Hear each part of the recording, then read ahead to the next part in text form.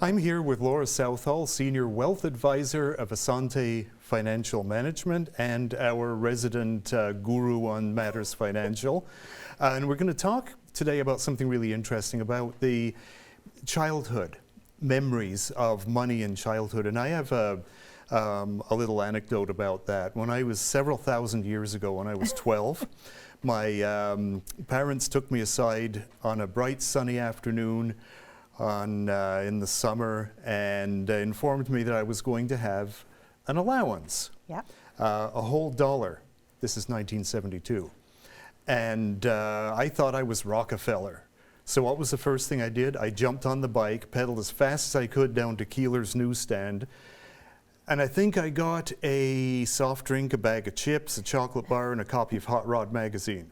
Right. So I blew it all. Yes. It was like my parents, I think, were trying to introduce me to financial responsibility. Yeah. But to me, it was like the old song, I don't give a darn about a greenback dollar, spend it as fast as I can. Yeah. And I mean, the financial responsibility that I have as an adult, I kind of learned myself.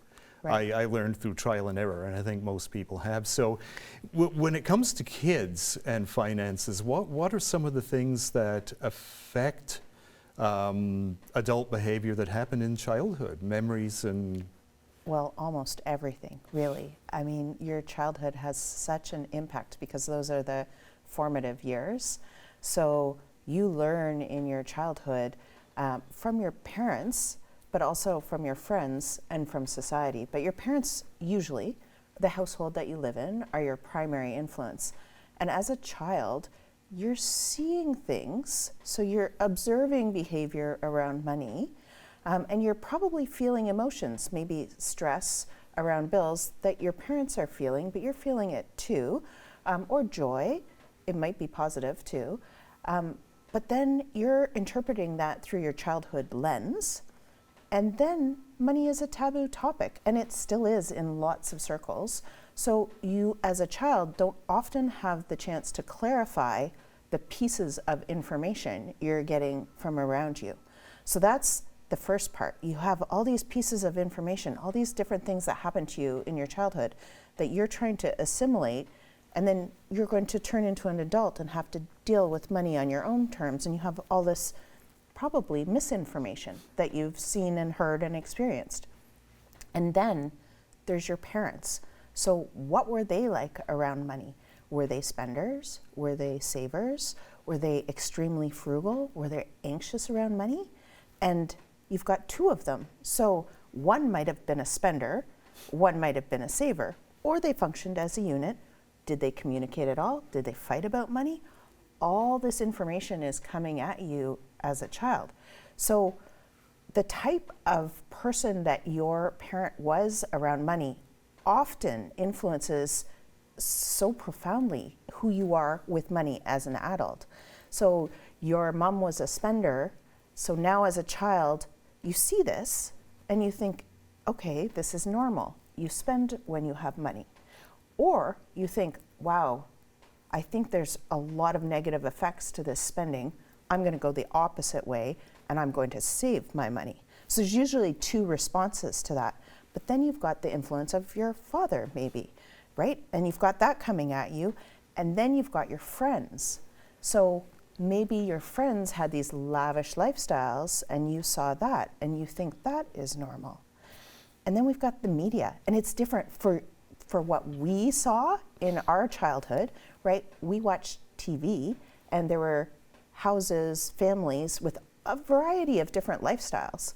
Now the kids are on social media and all they see is the glitz and glamour, right? Nobody puts on their social media, well, they all put about their trips, but they never put the credit card bill that is a result of the trip, right? So you see the trip, it looks amazing.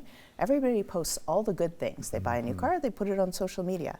Anything you do, you put it on social media. So these kids are seeing this all the time. So there's no balance.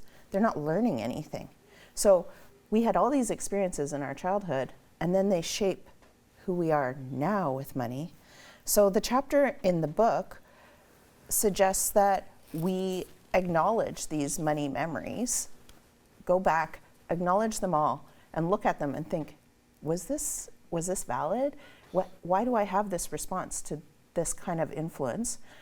And once you've acknowledged them, then you can sort of move forward with learning, because Canadians are financially illiterate for the most part.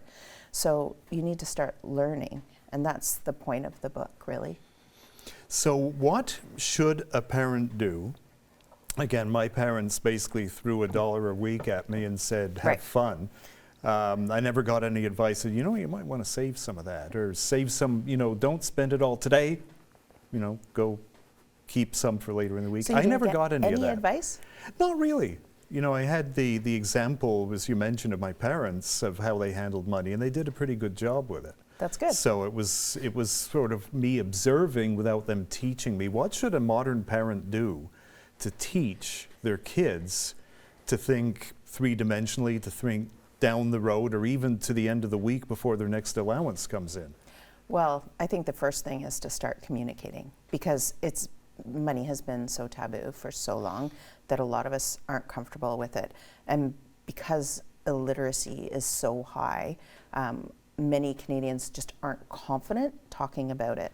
So even if you don't know everything, which no one does, you still need to start talking with your kids about money and the decisions you make, and making those prevalent in your household so that the kids are at least learning why you're making the choices you're making. And then they can learn to make their own choices. So I think, like anything else, it's communication. It is. It's everything, right? And this is why we have so many issues. We were talking earlier about women having so much baggage around money. It wasn't discussed in our childhood.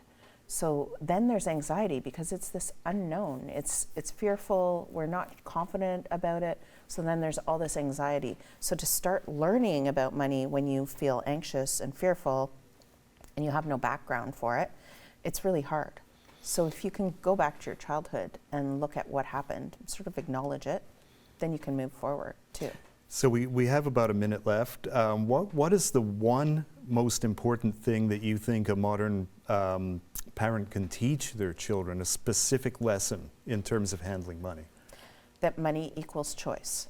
And if you can decide what is important to you, you can use money as a tool to get it. So instead of seeing money as things that you can buy, if you could teach your kids that money equals choice, and that things are going to come up in your life, and you can use money to make choices around what comes up, the opportunities that come up for you, I think that would be the most important lesson. Great. Well, thanks, Laura. Oh, you're welcome. The book is Financial Empowerment for Canadian Women, and by the way, it's for everybody. Anybody can learn something out of this very detailed book, and I thank you for coming and talking to us, and we'll see you again very soon. Okay, thanks for having me.